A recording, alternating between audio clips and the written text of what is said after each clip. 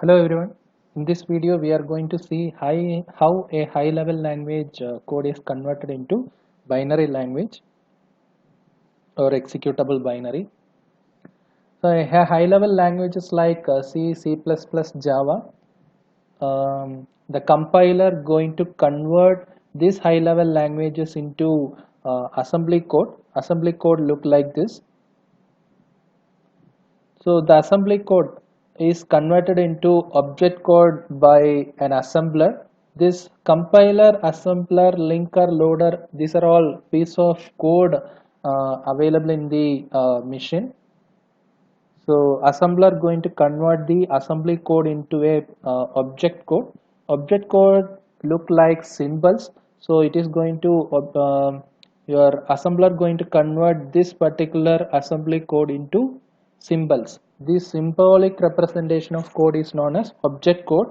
Then linker going to convert this object code into an executable binary, and loader finally it will be loading the executable binary back to the main memory.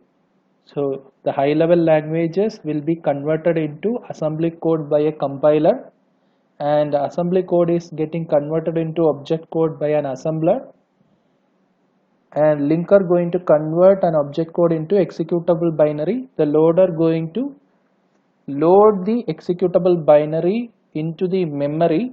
So at the time of execution the binary file will be called to the processor registers for the execution.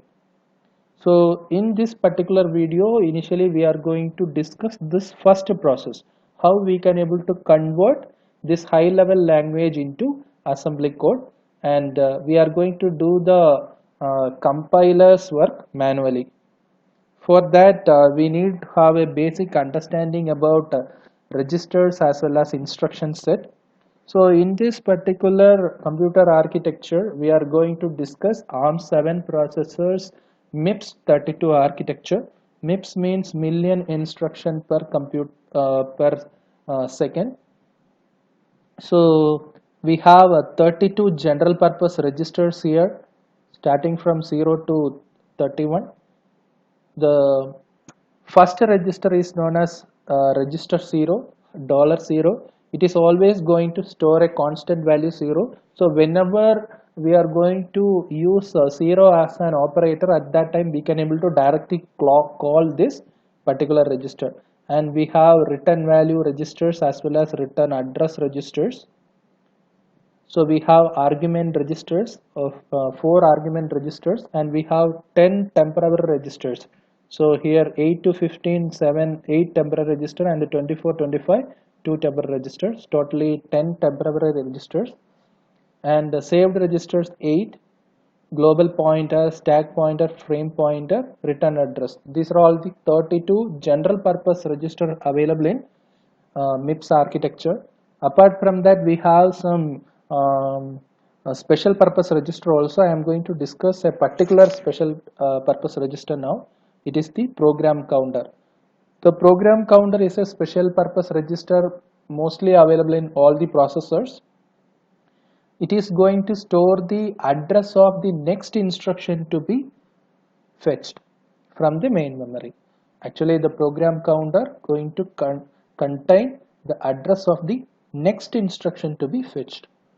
So now we can able to see the instruction set one by one. So we have arithmetic instructions, data transfer instruction, logical instructions, conditional branch instruction, and unconditional jump instruction. So in arithmetic instructions we will be having normally add, subtract, multiply and divide instructions. In data transfer instructions, so in order to perform arithmetic as well as logical operations, we need to fetch the data from the main memory, right? As well as after processing the operation, the result has to store back to the main memory. For these two kind of operation only we are going to use data transfer instructions. Then logical instruction, normally a logical and logical or logical XOR, all these kind of instructions are discussed here. In conditional branch instruction, for example in our code if we have any if loop or while loop with some conditions, all those can be converted into assembly code by invoking the conditional branch instruction, conditional jump instruction. So without any condition, if you want to move on to some particular address, at that time we can able to go for unconditional jump. So we can able to discuss each and every instruction type one by one. First one, arithmetic instructions. Initially add instruction, the assembly code for this particular add instruction is add my destination register.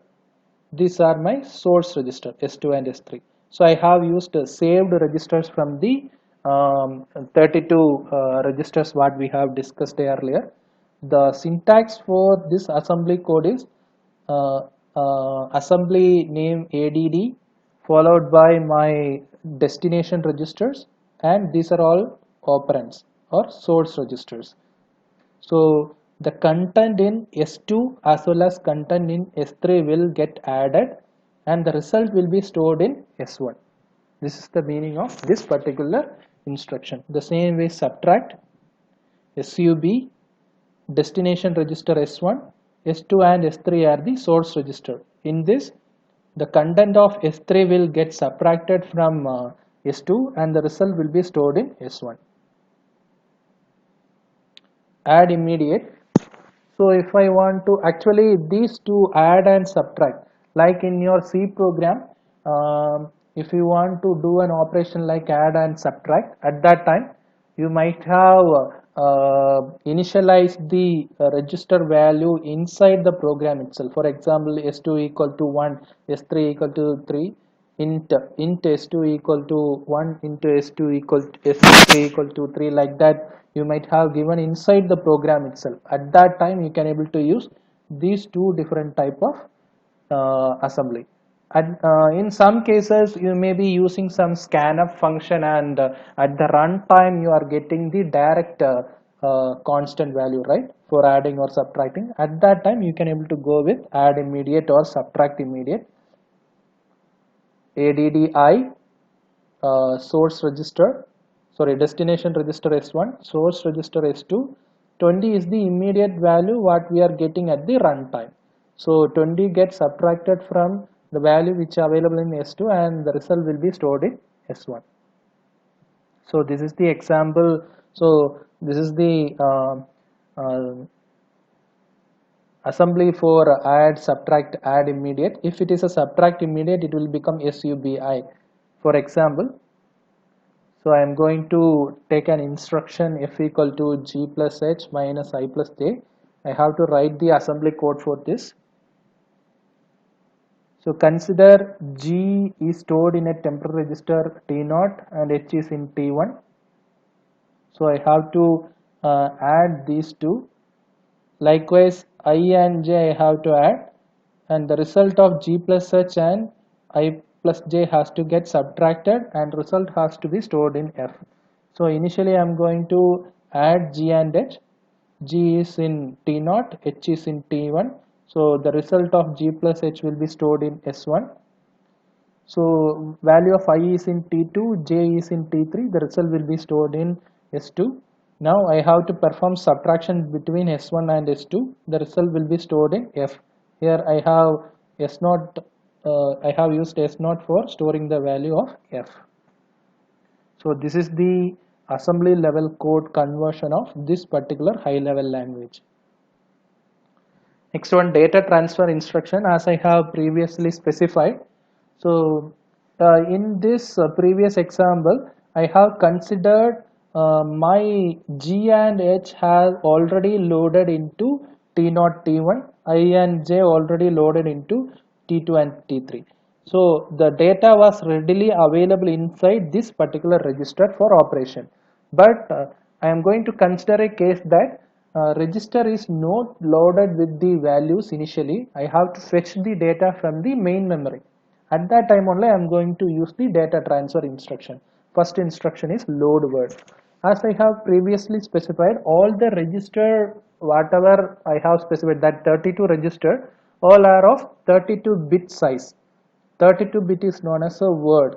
So I can able to copy a word directly from the main memory and I can able to store it into the any of this register. So load word. So I am going to get the value from the memory and I have to load it to the register S1. So while seeing this particular assembly LW load word, so this is my destination register. To my register I have to fetch the value from the main memory. Actually here S2 is the base address, 20 is the offset address. While seeing this particular instruction, processor initially calculate the address from which I have to fetch the data. The address will be calculated based on these parameters. So this is the base register. Base register will be having a value, right? That value get added with the offset value. So to calculate the address, so processor will look for that address in the memory and that address will be contained, that memory will contain some value. So that value will be loaded into S1. See here, first address will be calculated. So the base register value plus offset register, offset value. So this is the address. That address processor will look onto that particular memory. The value will be fetched and it get loaded in the S1 register. Now after I am going to do some operation with this particular value. After completing the operation, result will be stored in a register, right? I have to store this value back to a main memory. At that time only I am going to use store word. SW. Here the format looks similar, but it is not the destination register. In the store word, this is the source register, memory will be the destination. So whatever value stored in this particular register has to be moved to this particular memory. As I have specified here, by seeing this instruction, processor will compute the address.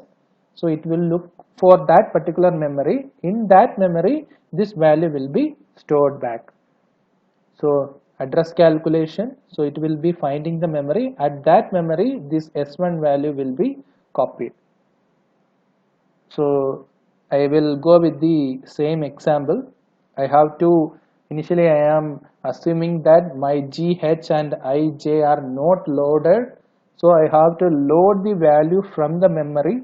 So I am loading the G value, I am loading the H value, I am loading I, J. Now I have to perform G plus H. Now G is available in T0, H is available in T1. So I am going to add the content in T0 and T1. So it is available in, result is available in S1. Then I have to perform addition of I and J. I is available in T2, J is available in T4. Actually it is T3 and the result is available in S2, right? Now I have to perform subtraction. So S1 minus S2 will be performed and result is in S0 now. So after computing the result, I have to store this value back to the main memory. So I have to use store word. Now the S0 value will be copied to this memory. So next instruction is logical instruction and the format is similar to the arithmetic instruction. So this is my destination register, these are all the source register. So S2 and S3 are operated bitwisely using AND operation and the result will be stored in S1.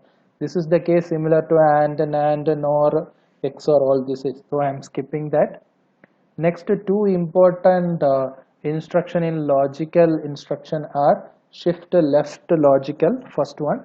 So the very important characteristics of shifting instruction in every processor is instead of multiplying with the power of 2, we can able to replace it easily with the shifting operation. So compared to arithmetic operation, shifting operations are more faster. That's why we are using this shifting operation. For example, if you want to multiply a number with 2, 2 means 1 0 in binary. So instead of multiplying, I can able to do with a single left shift. The result will be the same. If I want to multiply with 4, 100, so I can able to merely shift the same number 2 times left logically. So SSL $S1 $S2 10. So the meaning is the content in S2 will be left shifted by 10 bits and the result will be stored in S1. The S2 will contain 32 bit, right? Out of that 10 bits will be shifted left logically. So at the right hand side 10 0 will be appended. The result will be stored in S1. Then shift right logically SRL. So the content in S2 is shifted right 10 bits and the result will be stored in S1. So next instruction is conditional branch instruction. As I have specified, so whenever I am encountering with an if loop or while loop, so I can able to go with this conditional branch instruction. First one is branch on equal BEQ. So whenever the condition is true, I can able to go for a branching using branch equal. So it will check for the values inside the registers S1 and S2. If both are equal, the content in S1 and S2 are equal, then we can able to branch to this particular address. So this is the normal address. If you want to calculate the physical address, it has to be multiplied with 4, and in order to calculate the next address, it has to be added with the program counter.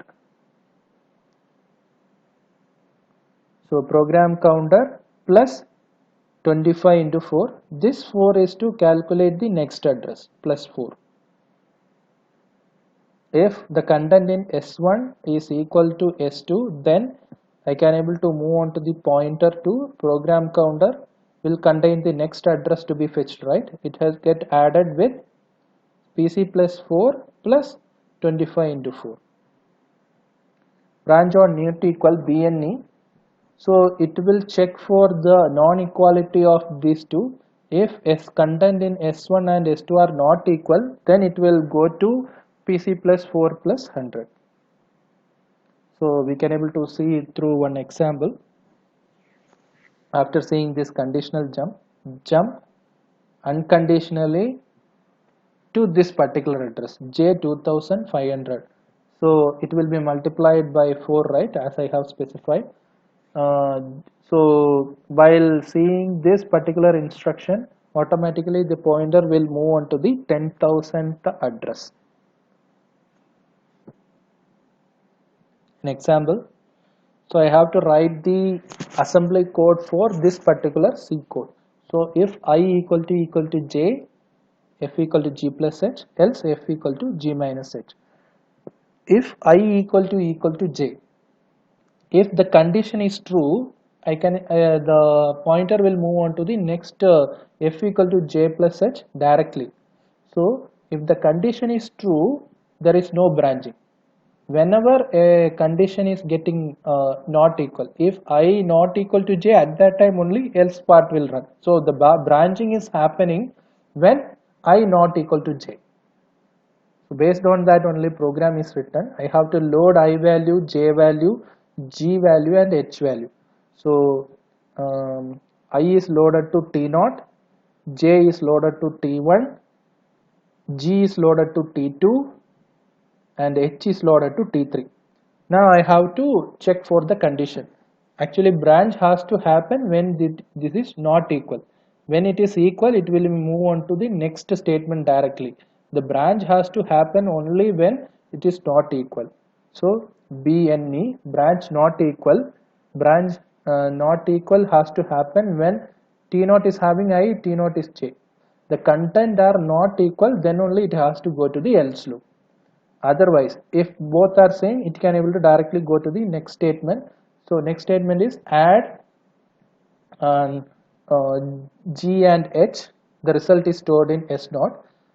When this loop is running, after F equal to G plus H calculation when I equal to J, the else part should not run, right? So the pointer has to move from this point to here. The else part should not run. When it is true, either this has to run, and when it is false, only the else part will run. At that time when it is false, this F equal to G plus should not run. That's why I am branching here. When not equal, it will move on to the else part. Otherwise F equal to G plus H will run. So once f equal to g plus h is running, the else part should not run. So I have to unconditionally I have to jump my instruction from this point to the next point. That's why I'm introducing j exit. Exit is a label. Maybe if we have any other instruction here, it can able to map on here.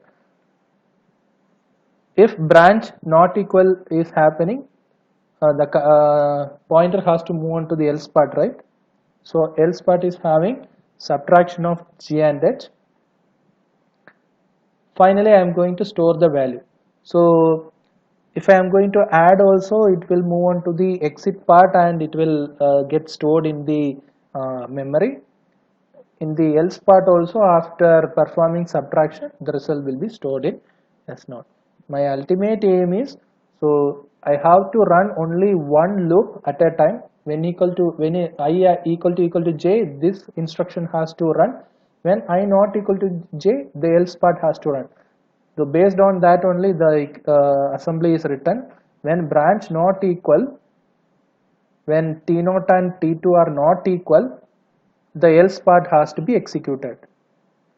When it is equal, it will be directly move on to the next instruction. So addition of T2 and T3 will happen. So that's all.